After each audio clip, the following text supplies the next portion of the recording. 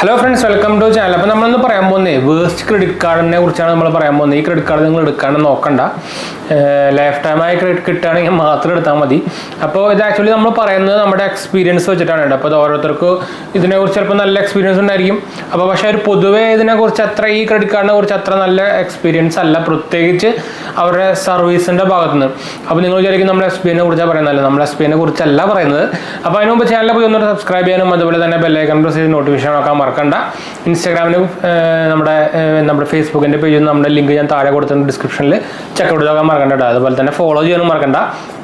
കുറേ പേര് നമ്മൾ ക്വസ്റ്റ്യൻ കാര്യങ്ങളൊക്കെ ചോദിക്കുന്നുണ്ട്, സംശയം കാര്യങ്ങളൊക്കെ ചോദിക്കുന്നുണ്ട്. നമ്മളത് ആൻസർ ചെയ്യാറുണ്ട് ഇൻസ്റ്റാഗ്രാമിൽ, പക്ഷേ ആരും ഫോളോ ചെയ്യാറില്ല. ചുമ്മാ അവരിട്ടിട്ട് പിന്നെ അവരെ കാണില്ല. അപ്പോൾ ഫോളോ ചെയ്യാൻ മറക്കണ്ട കേട്ടോ. നമ്മൾ പിന്നെ നമുക്ക് ഭാവിയിൽ നിങ്ങൾക്ക് പല ക്വസ്റ്റ്യൻ കാര്യങ്ങളൊക്കെ നമുക്ക് സംശയം കാര്യങ്ങളൊക്കെ ഉണ്ടെങ്കിൽ നിങ്ങൾക്ക് അതിൽ ചോദിക്കാം. അതുപോലെ തന്നെ മാക്സിമം നമ്മുടെ യൂട്യൂബ് കമൻസിൽ തന്നെ ചോദിക്കാൻ നോക്കുക. നമ്മളെല്ലാ കമൻസിനും റിപ്ലൈ കൊടുക്കുന്നതാണ്. എന്താ വെച്ചാൽ നമുക്ക് കമൻസും കാര്യങ്ങളൊക്കെ വന്നു കഴിഞ്ഞാൽ നമ്മുടെ വീഡിയോന് ഒരു ബൂസ്റ്റിംഗ് ആണ്. അപ്പോൾ അത് ചെയ്യാൻ മറക്കണ്ട. അതുപോലെ നമ്മുടെ രണ്ടാമത്തെ ചാനൽ കാണാത്തവർ പോയി കണ്ടുനോക്കുക. ലേൺ വിത്ത് GHS എന്നൊരു ചാനലാണ്. നമ്മളതിൽ ഫൈനാൻഷ്യൽ ന്യൂസും അതുപോലെ തന്നെ ഡെയിലി യൂസ് ചെയ്യുന്ന പ്രൊഡക്ട്സിൻ്റെ റിവ്യൂയും കാര്യങ്ങളൊക്കെ നമ്മൾ ചെയ്യുന്നതാണ്. കാണാൻ നോക്കാൻ മറക്കണ്ട, സപ്പോർട്ട് ചെയ്യാനും മറക്കണ്ട, സബ്സ്ക്രൈബ് ചെയ്യാനും മറക്കണ്ട കേട്ടോ. അപ്പോൾ എല്ലാത്തിൻ്റെ ലിങ്കും കാര്യങ്ങളൊക്കെ ഞാൻ താഴെ കൊടുത്തിട്ടുണ്ട്. ഫോളോ ചെയ്യാനും സബ്സ്ക്രൈബ് ചെയ്യാനും മറക്കണ്ട. അപ്പോൾ ഇടയ്ക്കിടയ്ക്ക് എടുത്ത് പറയണം. എന്താ വെച്ചാൽ കുറേ പേര് പകുതി വരും ഇപ്പോൾ നമ്മുടെ വ്യൂവർഷിപ്പിൽ നോക്കിക്കഴിഞ്ഞാൽ ഒരു 70 to 80% ആൾക്കാരും വ്യൂവേഴ്സാണ്, പക്ഷേ സബ്സ്ക്രൈബ് ചെയ്തിട്ടില്ല. അപ്പോൾ സബ്സ്ക്രൈബ് ചെയ്യാം കേട്ടോ. അപ്പോൾ നമ്മൾ പറഞ്ഞു വന്നത് ബാങ്ക് ഓഫ് ബറോഡ ക്രെഡിറ്റ് കാർഡിനെ കുറിച്ചാണ്. അപ്പോൾ എൻ്റെ ഓൾറെഡി രണ്ട് ക്രെഡിറ്റ് കാർഡുകൾ നമ്മുടെ bank of Baroda credit card ഉണ്ട്. അപ്പോൾ ഞാനതിപ്പോൾ പ്രൈമറി ആയിട്ട് ഉപയോഗിക്കുന്നില്ല. അപ്പോൾ ഞാൻ തൽക്കാലം അതിപ്പോൾ മാറ്റി വെച്ചിരിക്കുകയാണ്. അപ്പോൾ പ്രൈമറി ക്രെഡിറ്റ് കാർഡ് അല്ലാതുകൊണ്ട് തന്നെ മാറ്റി വെച്ചിരിക്കുകയാണ്. ഒരെണ്ണം നമ്മുടെ HPCLൻ്റെ എനർജി ക്രെഡിറ്റ് കാർഡ് ഞാൻ അടുത്ത് കാണിച്ചു തരാം. അവിടെ പോയി കുറേ ക്രെഡിറ്റ് കാർഡുകൾ നമ്മൾ മാറ്റി വെച്ചിരിക്കുകയാണ്. അപ്പോൾ നമ്മളങ്ങനെ യൂസ് ചെയ്യുന്നില്ല. എല്ലാം നമ്മൾ പേഴ്സിൽ കൊണ്ടുനടക്കാറുമില്ല. ഇതൊരെണ്ണം അവരുടെ ബാങ്ക് ഓഫ് ബറോഡ ക്രെഡിറ്റ് കാർഡാണ്. ഇത് കോബ്രാൻ്റെ ക്രെഡിറ്റ് കാർഡാണ്. മറ്റ് നമ്മുടെ ഉള്ളതും ഒരു കോബ്രാൻ്റെ ക്രെഡിറ്റ് കാർഡ് തന്നെയാണ്. നമ്മുടെ HPCLൻ്റെ ക്രെഡിറ്റ് കാർഡാണ്. നമ്മുടെ ഫ്യൂൽ ക്രെഡിറ്റ് കാർഡ് എന്ന് പറഞ്ഞാൽ നമുക്ക് കിട്ടുന്നതാണ്. രണ്ടും റൂപേ പ്ലാറ്റ്ഫോമിൽ വരുന്നതാണ്. അപ്പോൾ ഇതാണ് കണ്ടോ. അപ്പോൾ ഈ രണ്ട് ക്രെഡിറ്റ് കാർഡ് നമ്മൾ യൂസ് ചെയ്യുന്നുണ്ട് കുറച്ച് മാസങ്ങളായിട്ട് തന്നെ. പക്ഷേ ഇപ്പോൾ ഫ്യൂൽ ക്രെഡിറ്റ് കാർഡിൽ ഏറ്റവും ബെസ്റ്റ് കാർഡ് ഏതാണെന്ന് ചോദിച്ചാൽ ഞാൻ പറയും HPCLൻ്റെ ക്രെഡിറ്റ് കാർഡ് എന്ന് പറയും. ഇത് ആക്ച്വലി ഫ്രീ പോലും അല്ല, നമുക്ക് 450 പ്ലസ് GST, ഇതിന് ആനുവൽ ഫീയും ജോയിനിങ് ഫീസും ഉണ്ട്. അപ്പോൾ ഞാൻ ആക്ച്വലി ഇത് ക്ലോസ് ചെയ്താലോ എന്ന് വിചാരിച്ചിരിക്കുന്നത്. എന്ന് വെച്ചാൽ ഇവരുടെ മെയിൻ ഫസ്റ്റ് റീസൺ എന്ന് പറയുന്നത് ഇവരുടെ കസ്റ്റമർ കെയർ ആണ്. നമുക്ക് നമ്മുടെ കസ്റ്റമേഴ്സിന് പുല്ല് വില തരുന്നൊരു എന്താ പറയുക സ്ഥാപനം എന്ന് വേണമെങ്കിൽ പറയാം. ഇങ്ങനെ ഒരു ക്രെഡിറ്റ് കാർഡും അത് ഒരു മണി റിലേറ്റഡ് സംഭവം നടത്തുന്ന ആൾക്കാർക്ക് എനിക്ക് തോന്നുന്നത് ഇവരുടെ കയ്യിൽ കസ്റ്റമർ കെയറിന് സംഭവം ഇല്ല എന്ന് തോന്നുന്നുണ്ട്. വെച്ചാൽ വിളിച്ചു കഴിഞ്ഞാലും കിട്ടില്ല, നിങ്ങൾക്ക് അവരുടെ ടോൾ ഫ്രീ നമ്പർ വിളിച്ചാലും കിട്ടില്ല, ഒരു 90% ടൈമിലും കിട്ടില്ല. പിന്നെ ഇടയ്ക്കിടയ്ക്ക് നമ്മളെന്തോ ഈ ടൈം ഉണ്ടല്ലോ, ചില ടൈമിങ്ങിൽ അവിടെ ആളുണ്ടാവും. അതേപോലെ പറഞ്ഞ പോലെയാണ് അവരുടെ കാര്യങ്ങൾ. ഭയങ്കര വേസ്റ്റാണ്. അതായത് ഇതിൻ്റെ കസ്റ്റമർ കെയർ ഇല്ലെങ്കിലുള്ള കുഴപ്പം എന്താ വെച്ചാൽ കുറേ പേരും കസ്റ്റമർ കെയറിന് എന്തിനാന്ന് ചോദിക്കും. പക്ഷേ ഇതിന് നമുക്ക് എന്തെങ്കിലും ഇതൊരു ക്രെഡിറ്റ് കാർഡാണ്. അപ്പോൾ ഇതിലെന്തെങ്കിലും പ്രോബ്ലംസോ അല്ലെങ്കിൽ തന്നെ ഇപ്പോൾ ഫ്രോഡോ കാര്യങ്ങളൊക്കെ നടന്നു കഴിഞ്ഞാൽ നമുക്കിത് റിപ്പോർട്ട് ചെയ്യണം. നിങ്ങൾക്കറിയാം, നമുക്കിപ്പോൾ നമ്മുടെ RBI റൂൾ അനുസരിച്ച് നമ്മൾ 2 ദിവസമുള്ള റിപ്പോർട്ടിങ് കാര്യങ്ങളൊക്കെ ചെയ്ത് കഴിഞ്ഞാൽ റിപ്പോർട്ടിംഗ് എന്ന് പറഞ്ഞാൽ ചുമ്മാ വെറുതെ വിളിച്ച് പറഞ്ഞാൽ പോലെ അതിന് ഒരു ഫോമും കാര്യങ്ങളൊക്കെ ഉണ്ട്, ഡിസ്പ്യൂട്ട് ഫോമും. അതപ്പോൾ ശരിക്കും അത് അക്സെപ്റ്റ് ചെയ്യണം അവർ, അതായത് സപ്പോർട്ട് വേണം ഇവരുടെ. പക്ഷെ ആ സംഭവം ഇവരെ ഞാൻ കുറേ കാലമായിട്ട് നോക്കുന്നു, ഇവരെ കസ്റ്റമർ സപ്പോർട്ട് സംഭവം ഇല്ലയെന്ന് കൊണ്ട് ഇവർക്ക് എത്ര മെയിൽ അയച്ചാലും എത്ര ട്വിറ്ററിൽ റിപ്ലൈ കൊടുത്താലും ഒരു കാര്യമില്ല. ട്വിറ്ററിൽ അവർ ഓട്ടോമാറ്റിക് റിപ്ലൈ വരും, പിന്നെ അവരെ കാണില്ല. ചില സമയത്ത് ഓട്ടോമാറ്റിക് റിപ്ലൈയും വരില്ല. അപ്പോൾ അത്രയ്ക്കും പൂവർ സർവീസാണ് വരിക ബാങ്ക് ഓഫ് ബറോഡ. ഇങ്ങനത്തെ ഈ കാർഡ് ഞാൻ റെക്കമെൻഡേ ചെയ്യില്ല. എന്താ വെച്ചാൽ വല്ല പണി കിട്ടിക്കഴിഞ്ഞാൽ നല്ല പണി കിട്ടും. എന്ന് വെച്ചാൽ ഇപ്പോൾ എക്സാമ്പിൾ പറയുകയാണെങ്കിൽ നമ്മുടെ ഒരു കാർഡിൽ ഒരു എന്താ പറയുക റീഫണ്ട് ഇഷ്യൂ വന്നു, റീഫണ്ട് നമ്മുടെ കയറിയില്ല. നമുക്ക് കസ്റ്റമർ സപ്പോർട്ടിനെ കോൺടാക്ട് ചെയ്തിട്ട് റെഫറൻസ് നമ്പർ കാർഡിലേക്ക് എടുക്കണ്ടേ, കിട്ടില്ല. അവരെ വിളിച്ചാൽ ഇമെയിലിന് റിപ്ലൈ ഇല്ല, ഒന്നിനും റിപ്ലൈ ഇല്ല. അതാണ് വ്യത്യാസം. എന്തെങ്കിലും കുറേ റിപ്ലൈ ഉണ്ടെങ്കിൽ പോട്ടെ എനിക്കുന്നത്. ഇമെയിലിന് റിപ്ലൈ ഇല്ല, കോളിന് റിപ്ലൈ ഇല്ല, ട്വിറ്ററിൽ ഇട്ടാൽ പോലും റിപ്ലൈ ഇല്ല. അതാണ് സ്ഥിതി. ട്വിറ്ററിൽ നമ്മൾ പബ്ലിക് ട്വിറ്റർ ഇട്ടാലും റിപ്ലൈ ഇല്ല. അങ്ങനത്തെ സ്ഥിതിയാണ്. ഞാൻ കുറേ പബ്ലിക് ട്വിറ്റർ ഇട്ടുണ്ട്, ഞാൻ വേണമെങ്കിൽ കാണിച്ചാൽ അത്രയ്ക്കധികം ഇട്ടിട്ടുണ്ട്, എന്നിട്ട് ഒരു റിപ്ലൈ ഒരു സംഭവമില്ല. ചില ഏതെങ്കിലും ഓരോരുത്തരെ മാത്രം നമ്മുടെ ഓട്ടോമാറ്റിക് റിപ്ലൈ വരും, അത്ര തന്നെ. വേറെ സംഭവം അതിന് ശേഷം ഒന്നും ഉണ്ടാവില്ല കേട്ടോ.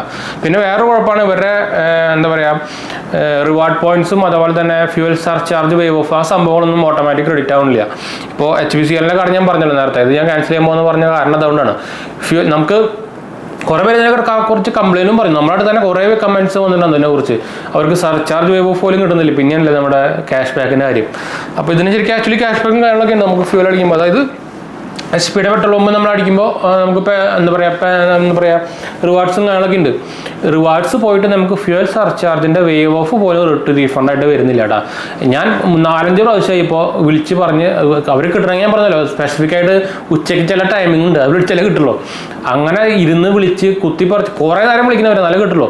വിളിച്ചിട്ട് കംപ്ലൈൻറ്റ് ചെയ്തപ്പോഴാണ് ഇവർ റീഫണ്ട് അടിച്ചു തരുന്നത്. അപ്പോൾ എന്താ ഇവരുടെ സിസ്റ്റം അപ്ഡേറ്റ് ആവണം, എന്താ സംഭവമാണെങ്കിൽ അറിയില്ല. നല്ല തല്ലിപ്പൊളി സിസ്റ്റം, ഇത്രയും കൂതറ എന്ന് തന്നെ പറയണം.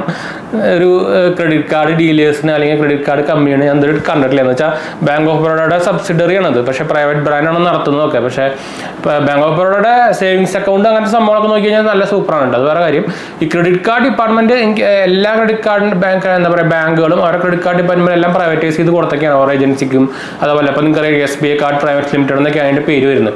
പക്ഷേ ഇത് ഇത്രയ്ക്കും വേസ്റ്റ് ഞാൻ തീരെ പ്രതീക്ഷിച്ചില്ല. പക്ഷെ പറയുമ്പോൾ എല്ലാം പറയണല്ലോ ബാങ്ക് ഓഫ് ബറോഡയുടെ കാർഡുകൾക്ക് ഓഫറും കാര്യങ്ങളൊക്കെ വരുന്നുണ്ട്, അത് കറക്റ്റായിട്ട് കിട്ടുന്നുണ്ട്. നമുക്കിപ്പോൾ എക്സാമ്പിൾ പറയുകയാണെങ്കിൽ നമുക്ക് ആമസോണിൽ ഒരു എനിക്ക് തോന്നുന്നത് ഇടയ്ക്കിടയ്ക്ക് 10% cash back, 10% discount, instant discount, cash back ആണ് ചിലപ്പോൾ കയറില്ലായിരിക്കും, പക്ഷേ ഇൻസ്റ്റൻറ്റ് ഡിസ്കൗണ്ട് ഓഫർ ഇഷ്ടം പോലെ വരുന്നുണ്ട്. അത് നമ്മുടെ കാർഡ് അടിച്ചു കൊടുത്താൽ SBCയുടെ കാർഡ് വരെ നമുക്ക് ബാങ്ക് ഓഫ് ബറോഡ കാർഡിന് വരെ നമുക്ക് ഓഫർ കിട്ടുന്നുണ്ട്. അപ്പോൾ അതൊരു പ്രത്യേകതയാണ്. പക്ഷേ നമുക്ക് ഞാൻ ഇതിനു മുമ്പും ക്രെഡിറ്റ് ബിനെ കുറിച്ച് പറഞ്ഞിട്ടുണ്ട്. ക്രെഡിറ്റ് ബിയുടെ ലോൺസും കാണാനൊന്നും കുഴപ്പമൊന്നുമില്ല, പക്ഷേ അവരുടെ കസ്റ്റമർ സർവീസ് ഭയങ്കര വേസ്റ്റാണ്. അവരെ വിളിച്ചാലും കിട്ടില്ല. ഇപ്പോൾ പിന്നെ കുറച്ചുകൂടി ഭേദമായിട്ടുണ്ട്.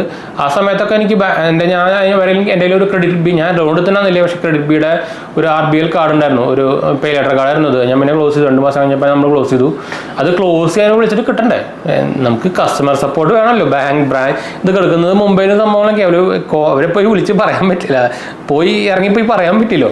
ഇത് നമുക്ക് ഓൺലൈനായിട്ട് ഒരു സപ്പോർട്ട് തരണ്ടേ, അത് സംഭവം തരില്ല. അതേ സ്ഥിതിയാണ് നമ്മുടെ ബാങ്ക് ഓഫ് ബറോഡ.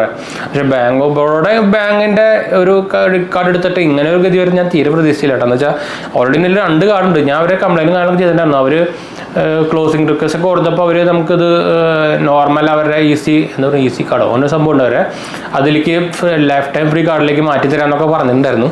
ഞാൻ പക്ഷേ എന്നിട്ടും എനിക്ക് സംശയമാണ്, അത് എന്തെങ്കിലും ഒരു ഫ്രോഡ് തുറന്നു കഴിഞ്ഞാൽ പിന്നെ അവർ കിട്ടണ്ടേ. അവരുടെ ആവശ്യത്തിൽ വരുമ്പോൾ മാത്രം അവരോട് വിളിക്കുള്ളൂ, അല്ലെങ്കിൽ ഒരു കിട്ടുക വിളിക്കില്ല, അല്ലെങ്കിൽ അതുപോലെ മെസ്സേജ് ചെയ്യില്ല. അതാണ് സ്ഥിതി.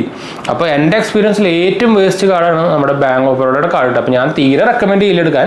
നിങ്ങൾക്ക് ലൈഫ് ടൈം ഫ്രീ ആയി കിട്ടിയാലും തന്നെ ഞാൻ എന്തായാലും റെക്കമെൻഡ് ചെയ്യില്ല. എന്ന് വെച്ചാൽ ഇപ്പോൾ എക്സാമ്പിൾ പറയുകയാണെങ്കിൽ നമുക്കിപ്പോൾ ലിമിറ്റ് കുറഞ്ഞ് കിട്ടുകയാണെങ്കിൽ പിന്നെ കുഴപ്പമില്ല, എടുത്തോളാം. എന്ന് വെച്ചാൽ നമുക്ക് അത്രയ്ക്ക് അങ്ങനെ ഡേഞ്ചറസ് ഇല്ല.